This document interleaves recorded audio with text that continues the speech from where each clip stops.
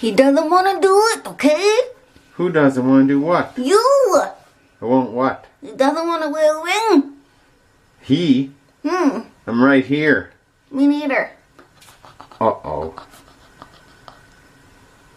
Losing weight, it's not just a physical thing. It's here and it's here. Fight through it. You can do it. Don't give up.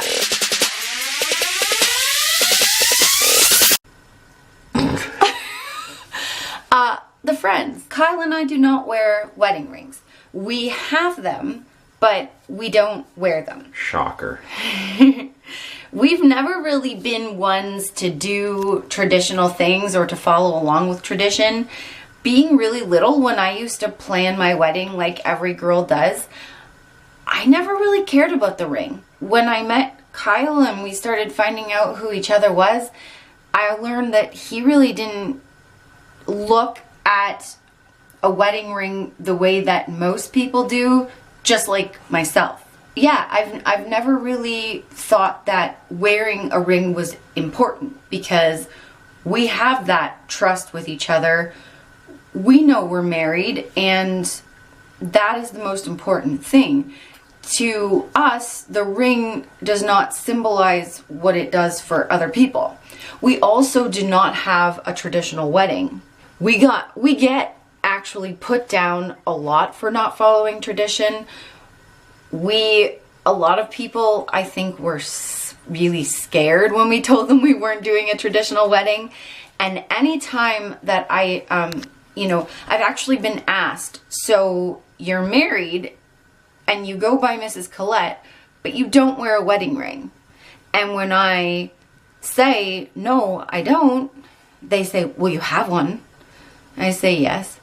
You have rings, right? You have a band and an engagement ring? Actually, no, I have one ring.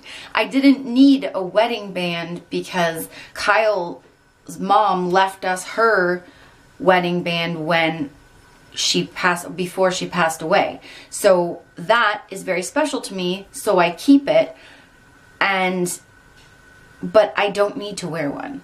And not having two rings, not having my own ring, it being passed down to me, that also throws people off. But especially the not wearing wedding rings and the not having a traditional wedding, we get looked down upon for all of that, plus all of the other traditions that we don't follow. And they thought we were going to sacrifice baby goats at our wedding. And we always joke about that. We're joking, but it's actually very close to the truth of what we got from some people, because they got so triggered and scared that our wedding was going to be non-traditional. They were quite shocked. What we did was, we knew we didn't want a traditional wedding. We knew that everyone that was going to attend, especially close people, close family, were going to fight the whole thing. Not fight it physically, but not be very scared of the idea. And so we said, we're going to save for it and pay for it ourselves. Doing it that way gave us the ability to control everything. The number of people coming, who was coming, what we wore, what we served, where we held it, how we did the whole process of the wedding. We chose our own vows. We didn't get married in a church. We wanted to get married and have our reception all in one place. A lot of these things scared people, but we wanted it to be us. And we're not the traditional wear a wedding ring, do the full speeches and all that kind of thing people. So we did it ourselves. We did what we wanted. Most people, I know, feel all of that pressure from their family and often let their family get involved even when they don't want to. We felt that pressure too, and we did feel a little guilty, but do what you want. Don't let other people pressure you.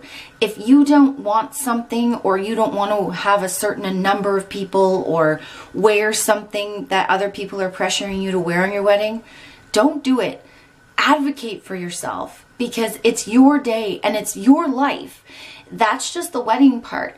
You need to live out your marriage. You're the one getting married. So you should love all of it, the whole process, and not worry about what other people are thinking, no matter what they say to you, because it's you, and it's your day, and it's your wedding, and it's your marriage.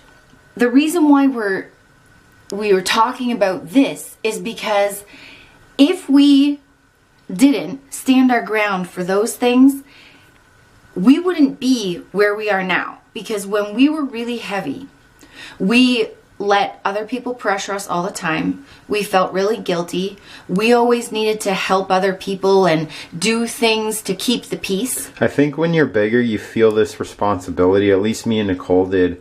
You feel this responsibility when you're the big one to be the social glue that holds everything together, to like sweep up after people. Yeah, you keep the peace. You clean up after other people's mistakes.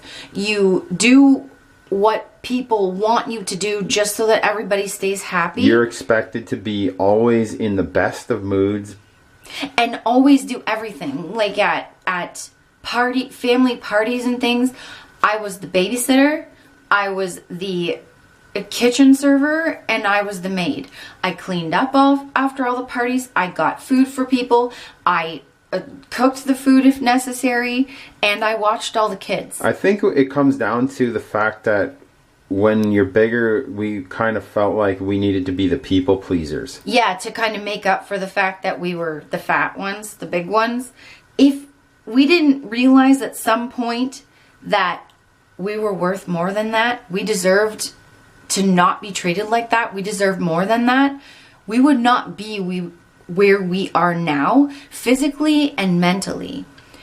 Yes, it's very difficult when people stare at you because you don't wear a wedding ring, and they question who you are and why you're not wearing a ring. And sometimes I get tired of needing to come up with a reason. Why can't I just not wear a wedding ring? Why does it matter? Why is it such a big deal? Why is our personal business such a big deal to other people? Yeah. And that goes again to the weight loss. Yeah. If I look a certain way or weigh a certain amount, what business is that of anyone else? If I'm not hurting anyone else or I'm not relying on anyone else, what is it of their business? Right? Yes. And also, the way that we do things now in our weight loss, doing YouTube, we often get, oh, well, don't you do other things? YouTube doesn't get looked at as a career or as a job. We get looked down upon for doing YouTube by a lot of people. It often just gets looked at as a hobby when, we're actually inspiring a lot of people. We've helped a lot of people, but that gets sort of looked down upon. And we get looked down upon for having a cheat day when we embraced who we were. We stopped feeling guilty about who we were. We healed from eating disorders. We healed our bodies from medical conditions like diabetes and sleep apnea. We no longer engage in our eating disorder. We're happy. And we're helping inspire people to heal from their own eating disorders and lose weight. And I think I just want to add in, for those of you out there that are losing weight and you think, oh, I'm going to get treated awesomely when I lose the weight. Yes, you will get treated differently, but it's not awesome, because if you're the type of person like me and Nicole are, who's outside the mainstream culture and who has different beliefs and different thought patterns on how to do and live your life, they will find something else wrong with you. Yes. So just get used to it. You need to gain self-confidence and tell them where to go when they continuously judge you for things that aren't their business. Exactly. And one more point before we wrap things up. Now I find a lot of people that used to talk to me, like family and friends and things like that, they used to talk to me and treat me like sort of like there, you're the fat one, I'm just gonna talk to you and be nice to you because you're not threatening sort of thing. I get the cold shoulder now a lot of them, they won't talk to me, or they're awkward around me. Yeah, we used to get the fat shoulder, now we get the cold shoulder. Yeah. Yeah, before it was just like they would talk to us, but it was kind of like talking down to us. Dismissive. Yes, but now they won't even come near us because we're in better shape, and they are like kind of almost like scared. That's because we're us. such mean people. And like, yeah, you know, we're really not that terrible. We don't bite or anything, unless you're a donut. But so the point of this video is to tell you, cold shoulder, fat shoulder, whatever people are giving you, patting you on the head, poor fat you, you need to be doing this because I said so, or how come you don't do this anymore, or why aren't you following along with what society is telling you to do. Embrace who you are, not who you're supposed to be, not who you're told to be. Who cares what they think? Embrace who you are and love yourself for it. And that's really difficult, but we've done it.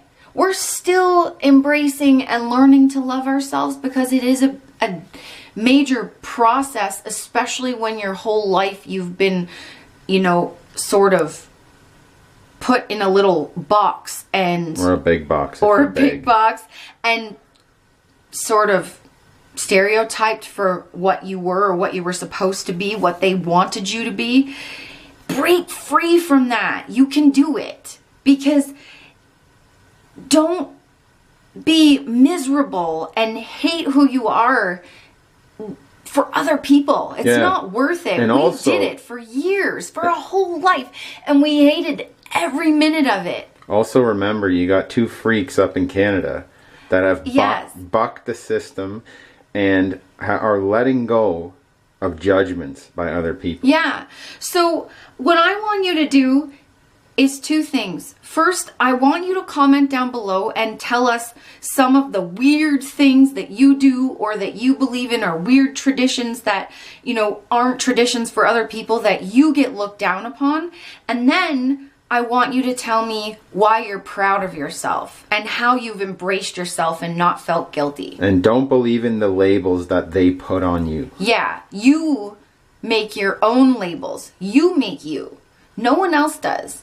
You need to believe in yourself. You need to make yourself. Don't let anyone else make you. Don't worry about what other people think.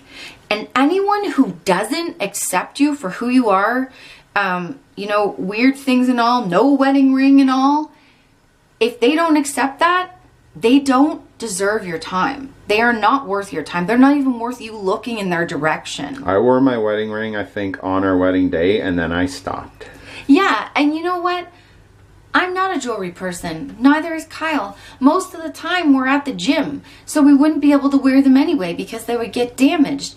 And we don't like wearing rings, but we love each other. So that's all that matters. Just because we don't wear a ring does not mean we don't love each other. It doesn't make your marriage. A ring does not make your marriage. So just remember that.